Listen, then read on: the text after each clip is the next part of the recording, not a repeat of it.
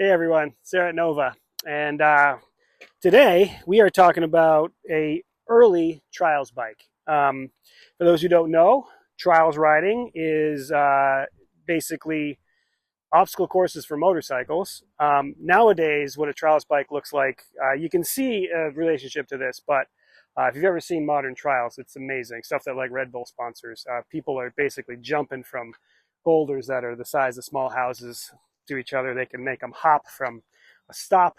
It's an amazing sport, but it evolved out of this. And believe it or not, this bike was actually the beginning of the evolution of the trial sport.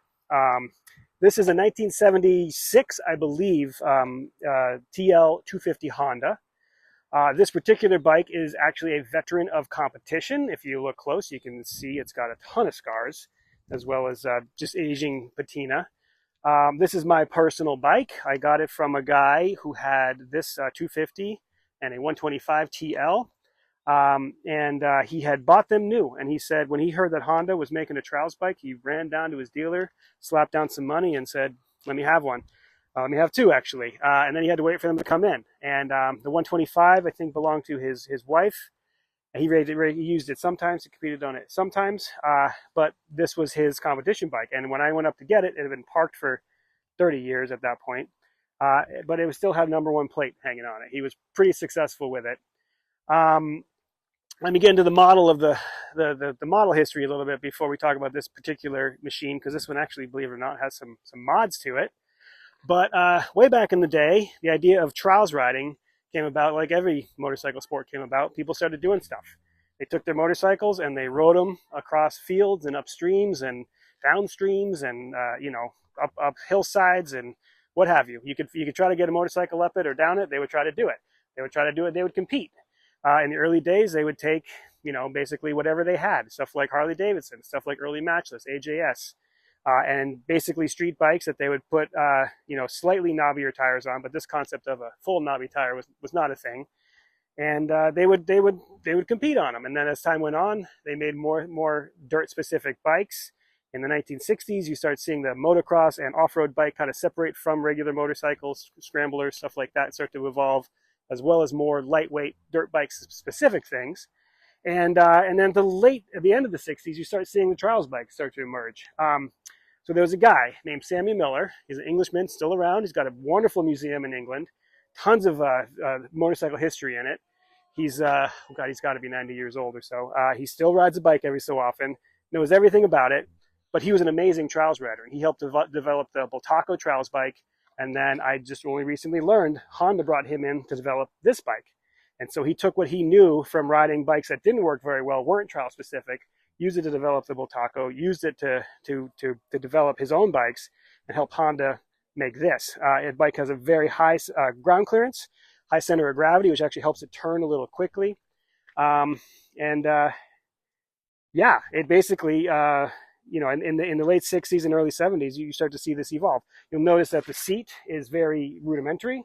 You don't really use that. And on a modern trials bike, there's no seat at all. Sometimes there's a little black sticker where a seat would be, but it has a much more lower shape, and you're supposed to stand on it because you're really on your feet most of the time and you're moving around. These bikes can't do what the modern trials bikes can do, but as I say, this was the beginning. It evolved from the 125 Honda and the XL250 Honda. It's a 250 single-cylinder, air-cooled, single overhead cam Honda motor that has been stretched and used for dirt bikes for a very long time. Into the XR200 range. It's a very, very useful bike, useful engine. They've done a ton of stuff with it. The TL125 was Honda's very first trials bike, and I believe that came out in '74. Sammy Miller took elements of this motor and helped them develop it into what this is. So 250 single, 5-speed gearbox. But the funny thing about trials bikes is the first 3 gears are almost indistinguishable. They're very close to each other. And you can start this bike in 3rd gear and think you're in 1st. That's how low geared they are. You'll notice that this is not in your normal position because when you're riding, you're standing up so much that to upshift, you kick it with your heel, and to downshift, you kick it with your shin. Very different thing to get used to, but when you're standing up on it, it really starts to make a lot of sense. Big wide bars, you see, so you get a lot of leverage, a lot of low speed maneuvering on a trials bike. You really want to be able to stand on it and stand still and to keep, micro movements and keep a lot of leverage on it so you can keep very small movements happening. Now, as I said, this was a championship winning bike. There's some mods to it beyond it being a good, Honda trials bike. If you look low down on the frame here, you can see that these frame rails were actually just removed. They're cut out completely. And if you take the tank off, you would see that they cut up here and they cut under the, you can actually see a weld here, where they cut under the steering head and they pulled this in. They pulled the whole steering head in to give it more of a, less rake, steeper steering, quicker steering, and a little bit more height for ground clearance. This does have a bash plate that can go on there, because otherwise, if you do this like a real if you use this like a real trials bike, you will crack your motor. And actually, one of the reasons they pulled the lower rails off was because you would hit, and the rails themselves would go and hit the cases and crack the cases. So they fabricated a different belly pan skid plate and took off those there. So it's been taller there, and obviously, some mods were perhaps not for performance, but just because stuff kept breaking. You do see this is a traffic cone that's been extended into a longer fender. The pipe is the stock header, but there's a louder aftermarket can on the back there. The pipes, the handlebars have been changed just to something a little bit different. And he's moved the controls around, no doubt, because they kept breaking. And I don't know how many times this thing has probably been crashed in its years. I myself have crashed it at least 5 times.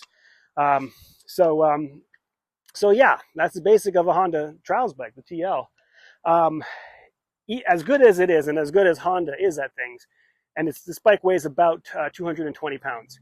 Even that's too heavy for real trials bike. Even in its time period, this bike was pretty much too heavy to compete with the two-strokes coming from Spain especially, but also Japan. The RL250 from Suzuki, the TY250 from Yamaha. The two-stroke engine is just about 30 pounds lighter. And when you're dealing with this little bit of, this slow speed movements, this kind of finesse, that 30 pounds is a huge deal. So as cool as these are, they weren't really the greatest trials bikes. They were better out there. What it does make, though, other than the discomfort of the seat, it makes a hell of a trail bike. I use this thing just getting around trails here in New England. It can climb anything. It can keep up with most vintage dirt bikes. I'm not going to keep up with the CRF 450 or anything like that, but vintage dirt bikes that I ride with, even modern 250s that I ride with, it keeps right up with them. And it sounds cool, and it looks cool, and it's a ton of fun. So if you have any trials experience, vintage or modern, please chime in on in the comments. It's something I have not personally competed in, but perhaps one day I'd like to when road racing gets old. It takes way more skill, way more upper body strength, way more patience, and a lot of bravery to take the leaps of faith you have to do to get through some of the stuff they do. So it's pretty cool. I admire anybody who does it. The little bit I've played with it is humbling, to say the least. So yeah, if you have any dirt bike experience from this time, this late 60s, early 70s, really interesting time for off-road bikes, especially here in the States, but also in Europe.